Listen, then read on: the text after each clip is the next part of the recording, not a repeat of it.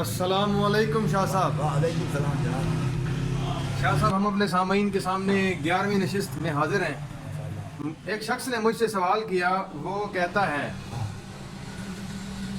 کہ یہ سب قرآن مجید سے ہے، آپ قرآن کا علم جانتے ہیں، ان کے جواب دیں۔ کون سی 5 زندہ چیزیں جو پیدا ہو کر زمین پر آئیں مگر ان کے ماں باپ نہیں ہیں؟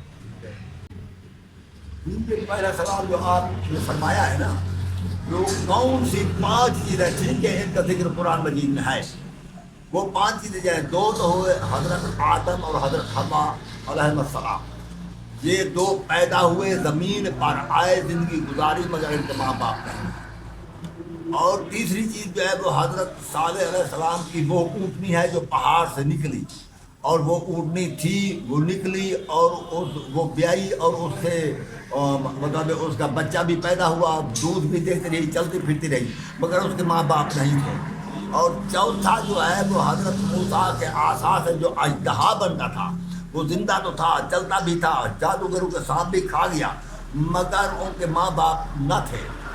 اور 5واں جو آپ نے فرمایا ہے میرے خیال میں وہ بکرا یا دمبا ہے جو حضرت ابراہیم علیہ السلام کی پوری طرح آ کر ذبح ہو گیا، مگر اس کے ماں باپ نہ تھے۔